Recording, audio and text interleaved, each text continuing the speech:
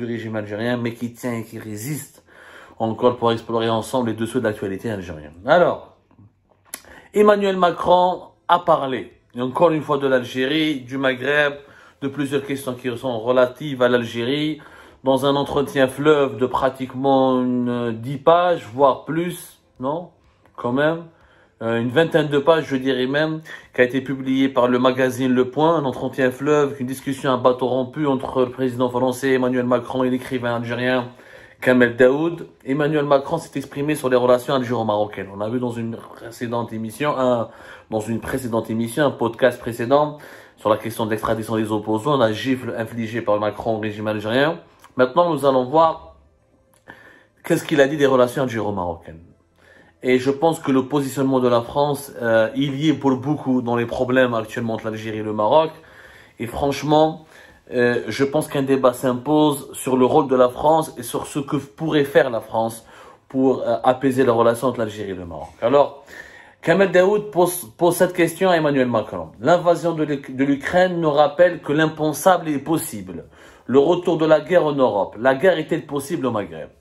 La question est importante après donc Emmanuel Macron qui répond ceci. Je ne veux pas le croire, le penser, parce que ni l'Algérie ni le Maroc ne sont des puissances irrationnelles. Pour ce qui est de l'Ukraine, il s'agit de la conséquence d'un processus politique qui vient de loin, qui repose d'ailleurs sur un puissant ressentiment des Russes.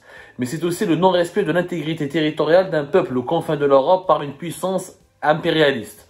Ce qui m'amène à répéter à mes homologues africains, vous ne pouvez pas soutenir la Russie ou être ambigu sur cette invasion, parce qu'ontologiquement, c'est ce que vous combattez depuis toujours. Pour revenir à votre question, je ne crois pas que le Maroc, l'Algérie ait cette perspective de guerre.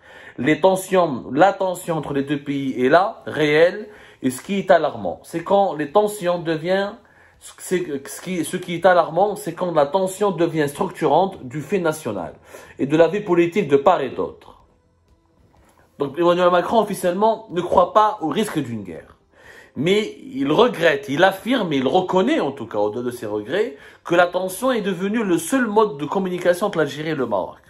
Il a complètement raison d'ailleurs, c'est un constat que nous l'avons déjà dit, plusieurs intellectuels algériens ou marocains le disent, c'est devenu un fait structurant de la réalité nationale, algérienne et marocaine. Aujourd'hui, le Maroc et l'Algérie se définissent comme des adversaires, comme des ennemis déclarés. Il faut le dire, et je le reconnais en toute objectivité, que la palme de l'hostilité, en tout cas de l'agressivité, je dirais, pas de l'hostilité, parce que le Maroc fait aussi des actes hostiles envers l'Algérie, mais en douce, avec beaucoup moins d'agressivité, avec beaucoup plus de ruse.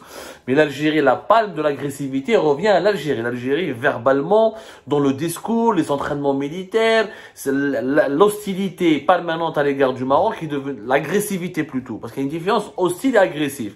Tu peux être hostile, être rusé, diplomate, essayer de te battre contre moi de façon civilisée. Mais l'agressivité, c'est autre chose. C'est la violence permanente, c'est la menace, c'est être prêt à la guerre.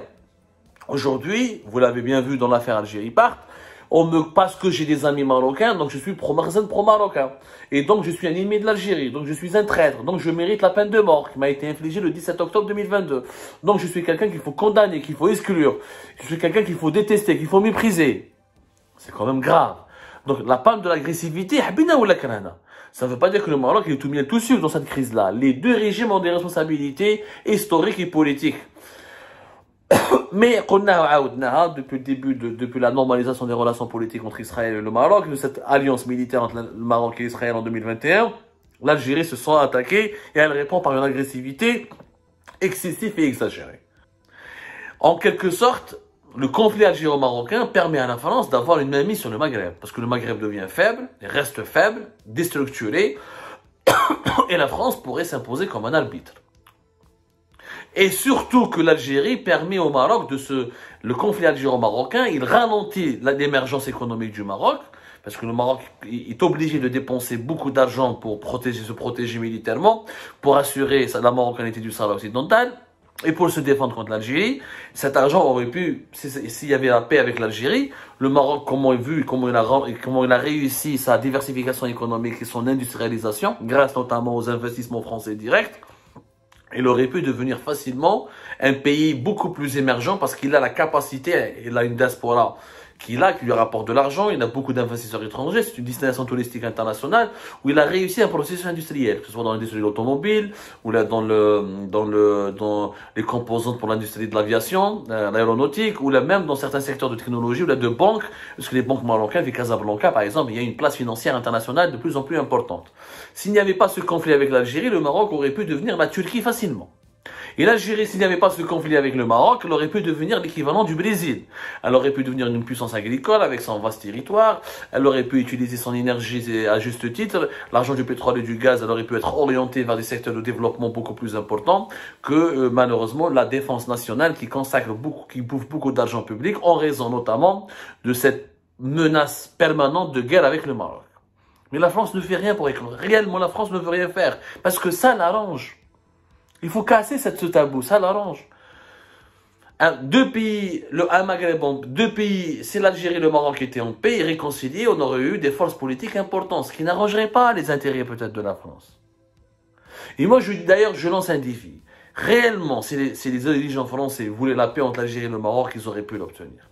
Il est très facile pour les Français de faire pression sur les dirigeants algériens et de faire pression sur les dirigeants marocains et de les amener autour d'une table. Avec les Espagnols et les Européens, les Français peuvent le faire. Macron fait un constat qui est véridique. Mais ce qu'il dit, pour l'Algérie, pour le Maroc et pour la France, l'apaisement entre les deux est très important. Je ne crois pas que la guerre soit une réalité qui va survenir. Par contre, je vois la spéculation chez les uns, le fantasme chez les autres, et même la volonté de guerre chez certains. Je retrouve la page, ça a fermé. Donc, il dit qu'il voit la volonté, il croit pas à la guerre, mais il voit la volonté de guerre chez certains.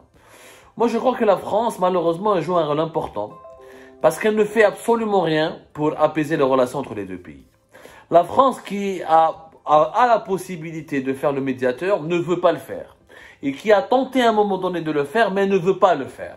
Alors, il dit que la volonté de guerre chez certains, et je vois la distance que cela crée. Donc, quand un président français, comme Emmanuel Macron, reconnaît qu'il croit qu'il n'y aura pas de risque de guerre. Parce qu'officiellement, c'est vrai que les deux pays veulent éviter la guerre.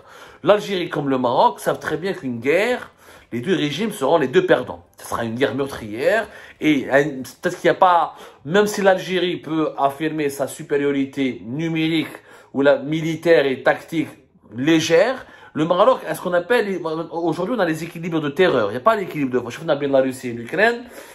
L'Ukraine a résisté à la Grande Russie, elle a même infligé quelques défaites militaires à la Grande Russie. Ça ne sert à rien aujourd'hui d'avoir une grande armée face à une petite armée. Parce que la petite armée peut avoir des alliances, peut avoir des soutiens internationaux. Et les moyens de guerre aujourd'hui, ce n'est pas la guerre conventionnelle, c'est la cyberguerre, c'est la guerre d'influence des médias, c'est la guerre psychologique, c'est l'espionnage, c'est les drones, c'est les nouvelles, c'est des armes de pointe qui peuvent être fatales et les avions et les tanks ne peuvent peut-être pas inverser les rapports de force aussi facilement qu'on le pense. Donc les deux pays sont conscients, les deux régimes sont conscients qu'une guerre, qu'un affrontement plutôt, pas une confrontation, qu'un affrontement militaire, les deux seront perdants.